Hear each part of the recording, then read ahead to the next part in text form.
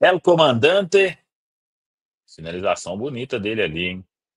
Tá aí. Juan de Neno de volta. Ótima notícia, né? A gente já vinha especulando e agora tá confirmado, fica no banco contra a equipe do Bahia, meus amigos. Precisamos de ter um pouco de calma com a nossa expectativa para com o Dineno. Lembrar desses 8 meses aí que ele ficou fora, mas para mim, que gosto do estilo de jogo do Dineno, gosto da maneira que o Dineno trata estar no Cruzeiro, desde os primeiros momentos dele aqui ainda o ano passado. É uma ótima notícia. E é um cara, assim, se a turma da frente ficar muito na dúvida do que fazer, ele, mesmo com essa distância que tem para o pessoal, claro, gente, ele tem as características dele, etc, etc. Mas é um cara que, dentro de alguns parâmetros que o Jardim já citou, a tal da atitude, pô, o Dineno tem atitude pra caramba, cara. E tem uma característica, né? Essa de ser um cara forte, capaz de repente, num jogo que você precisa, você tá com um adversário marcando muito forte, não consegue fazer a sua saída de bola que você tem como preferência e precisa de dar uma estourada para frente, assim, de jogar uma bola mais para um atacante disputar com o zagueiro, ou de repente para de um atacante receber essa bola de costas para marcação, para o resto do time sair. O Dineno também tem muito essa característica. Ele é um cara que preocupa, sim, os zagueiros. Ele se movimenta bem na área, mas é claro, tudo isso só vai acontecer à medida que ele for entrando nos jogos. E eu torço muito, falei mais cedo, quando aqui na Samuca TV nós fizemos a transmissão do treino, eu torço muito para que ele, o Japa, mas falando especialmente também do Dineno agora, esse cara fique numa condição saudável de poder estar disponível uma temporada inteira, né? Nós ainda não conseguimos ver o que é contar com o Dineno durante uma temporada inteira. Claro, ele não vai fazer. Nós estamos falando aqui de um cara que vai pegar e resolver o jogo sozinho, não, mas o time cada vez mais se acertando. Ele é um cara que acho até, tem muita gente que não gosta desse termo, né? Ele tem uma certa estrela, assim, para mim, para fazer gol e competência, tá? Não é só acaso. Ele trabalha muito para se movimentar dentro da área e é isso. Eu estou torcendo muito para que o Dineno fique completamente saudável, porque acho que ele pode ajudar demais a gente durante o ano e estou muito feliz. E o Dineno numa nova versão, né? Um jogador que fisicamente aproveitou esse tempo para fazer um trabalho e é um cara que está bem mais forte. Isso é importante, porque a gente vê cada vez mais o aspecto físico é muito exigido dentro do Campeonato Brasileiro, Copa Sul-Americana e também Copa do Brasil. O Valu, o Dineno chegou a ter 3 gols no Brasileirão do ano passado com 237 minutos só em campo.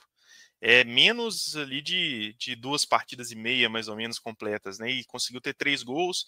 Teve um gol de pênalti lá no Juventude, que o William cedeu a bola para ele poder bater o segundo pênalti, mas teve aqueles outros 2 gols lá contra o Vitória.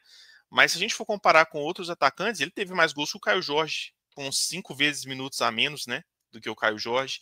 Ele teve o mesmo tanto de gol que o Rafa Silva, com a metade dos minutos jogados. É um jogador que traz essa característica diferente no duelo aéreo ganho. Ele tem mais de 55% dos duelos aéreos vencidos no Campeonato Brasileiro. Então é um jogador ali que, no sufoco, é um jogador que consegue uma casquinha, consegue um cabeceio importante para às vezes poder conectar com outro jogador ali no ataque, ou realmente para poder finalizar a jogada, igual ele fez lá contra o Vitória no Barradão. O gol ele vinha fazendo no Campeonato Mineiro, fez inúmeros gols de cabeça, teve uma boa associação com o William, principalmente, teve até aquela revelação, né, que o Dineno presenteava com o vinho quem desse assistência para ele fazer o gol, então teve uma boa associação ali com o William.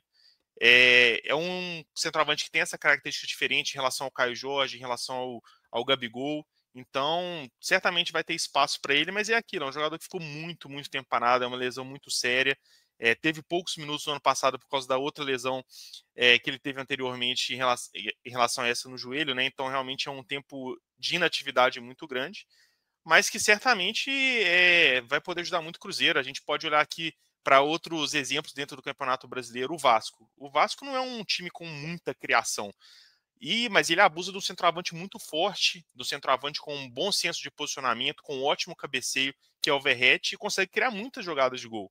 Já é o artilheiro do Campeonato Brasileiro ao lado do Pedro Raul, que também tem uma característica de ser um centroavante mais alto, mais forte, com bom posicionamento, e que o Ceará também não é um exímio, não é um time muito criador de oportunidades, não é um Flamengo, não é um Botafogo, não é um Palmeiras da vida, mas que chegando bem no último terço, consegue bons cruzamentos, consegue bons passes, e um centroavante bem posicionado, que tem um porte físico privilegiado e que consegue, né, um bom impulso, consegue um bom cabeceio, vai ter naturalmente as suas oportunidades. Então eu acho interessante, porque hoje, se um time lá planta uma linha de 5 lá atrás, o Cruzeiro tem dificuldade de chegar no último terço, o Cruzeiro não tem aquele centroavante na área que é um perigo, né, para os zagueiros ali, não tem essa figura do 9 cabeceador que ele passa a ganhar agora com a volta do Dineno. Muita expectativa para o retorno do Juan Dineno por alguns motivos, né? Concordo com tudo que o Valu colocou, o Bernardo também, logicamente tem que ter calma, né, com o cara que está há tanto tempo sem jogar, mas eu acho que a expectativa vai muito pelo que se desenrolou, né, em campo no segundo semestre de 2024 e também em todo o início de 2025 com o Cruzeiro dentro de campo, né? O Cruzeiro era um time que aí o Bernardo colocou linha de 5, mas não precisava disso, não. O Cruzeiro tinha dificuldade de criação contra qualquer time. Podia ser linha de 3, linha de 4, linha de 5, 2 linhas, linha baixa, linha média, linha alta. O Cruzeiro tinha dificuldade de criação contra qualquer time, né? E aí, dentro disso, o que acontecia? Isso foram vários e vários jogos, a gente pode lembrar aqui. O Cruzeiro, com muita dificuldade de criação, pegava o William, né, ou quem tivesse pelo lado esquerdo, mas principalmente ali pelo lado direito, e começava simplesmente a rifar bolas na área do adversário, sem ter ninguém para cabeceá-las, né? Até teve por alguns momentos o Bolassi, que jogou por ali, e até deu certo, né, em algumas oportunidades. Mas depois, quando também vira baixa, o Cruzeiro simplesmente começa a levantar bolas na área dos adversários sem ter absolutamente ninguém. A gente chegou a ver Dudu e outros jogadores tentando disputar essa bola ali na área com muita dificuldade, o próprio Gabriel com muita dificuldade com essa bola alçada na área. Então, para essa situação, né, para uma situação de você achar um caminho do gol em um jogo muito travado, e aí todos os jogos estavam sendo travados para o Cruzeiro, né, por muita dificuldade na criação, um jogador referência como o Dineno ajuda muito, né? Acho que a qualidade dele no cabeceio e na finalização dentro da área é inegável, né? 55% dos duelos ganhos. Então, assim, você tem a cada 2 bolas que forem para ele, né, na direção dele, que ele disputar, você sabe que uma ele vai cabecear, se vai no rumo do gol, não vai, mas normalmente leva perigo. Então, um cara que a gente conta muito, eu acho que pela dificuldade que o Cruzeiro tem de criação, eu acho que dentro da temporada o Cruzeiro vai precisar muito dele. Então, estou com uma expectativa muito grande pelo retorno do Dineno. Espero que tenha aí alguns poucos minutos. Claro que vai depender do jogo, né? De como o jogo vai se desenrolar, mas a expectativa é muito grande e não tem nem comparação técnica, né, entre ele e outros nomes que o Bernardo até citou aí. Como o Valu disse aí, em termos de titularidade, ainda é muito cedo, né? Para saber como que ele vai ser utilizado ali. Mas eu espero agora, Mister, tem muitos atacantes ali para o Lautaro ser o 12º jogador, né? Acho que se continuar com o Caio, aí tem o Gabi, tem o Dineno, acho que podemos pensar aí, por exemplo, o Dineno, ele não vai ser um cara ali que vai correr para brigar o tempo inteiro ali para ajudar, mas a bola pode ser rifada lá para ele que ele vai dar um jeito. Isso é um ponto, né, Bernardo? Às vezes ele não vai ajudar ali correndo para um lado para o outro, mas ele vai ter que segurar os zagueiros lá com ele, porque os caras sabem que vai ser duelo difícil de ganhar, né? No caso, o zagueiro com ele, né? Às vezes vai precisar dobrar a marcação para poder ganhar no duelo ali com ele. Isso vai gerar espaço para quem está do lado. Eu acho que essa questão do Lautaro aí como 12º jogador, o único cenário que eu consigo entender o Leonardo Jardim colocando o Lautaro é quando ele, às vezes, por exemplo, tira o Wanderson e coloca o Dudu e pede um pouco mais de intensidade na marcação, e aí ele quer alguém para ficar na correria lá na frente, para tentar atrapalhar os zagueiros a sair com qualidade do campo de defesa, para ter alguém para fazer marcação-pressão com mais fôlego.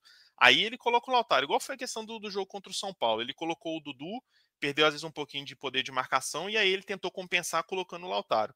Agora, a gente não pode ficar dependendo de escolher atacante e pensando em como que vai marcar lá na frente, né? Faz parte da estratégia, mas não tem que ser o objetivo principal.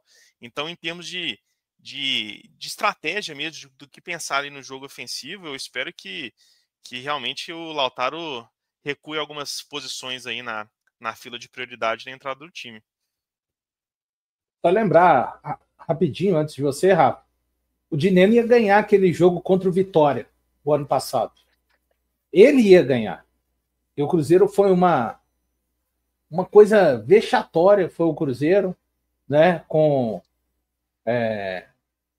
Anabelle dando o serviço lá, porque o Vitória já estava vencendo. Jogou na área, pum, o Dineno deu um jeito. Fez um gol. Jogou na área de novo, pum, o Dineno deu um jeito. E quase, eu não sei se vocês vão se recordar, mesmo já sabendo que forçaria uma jogada aérea, ele quase fez o terceiro gol. Quase. O goleiro do Vitória virou uma mistura, o filho do Sepp Maia com Manga com Dida. E conseguiu fazer a defesa. Então, ele se vira para dar um jeito pelo alto ali, né? Fora que você traz um nível de preocupação para o adversário que você pode até mudar, o adversário tem que mudar as peças ali dentro do campo, né? Tem que trocar, porque zagueiro baixo não vai marcar o Dineno, então você tem que ver até isso, né? Pode ter que trocar jogador de lugar no campo. O Dineno é um cara que traz muito desconforto, a verdade é essa. Eu acho que a palavra certa é essa, né? Um cara que a presença dele dentro do campo traz muito desconforto ao adversário. Vai ser tudo uma É questão isso. de contexto, né? Só para poder fechar aqui, acho que na época a gente está exaltando o Dineno, que o Dineno vai ter que ser o titular até o final do Campeonato Brasileiro, ou jogando contra o Mirassol em casa ou contra o Flamengo no Maracanã. É tudo contexto. Tem hora que o Dineno vai ser fundamental e tem hora que às vezes o Dineno não vai ser a melhor escolha ali para frente, mas é importante o Leonardo Jardim ter diferentes características ali para ele poder escolher o atleta que ele achar necessário, dependendo do adversário, do estilo de jogo, né? Até pouco tempo a gente estava lamentando que não tinha nem atacante suficiente no banco de reservas. Para mim é uma vitória muito grande a gente tá com Caio Jorge, Gabigol e Dineno como opção para o Campeonato Brasileiro daqui para frente.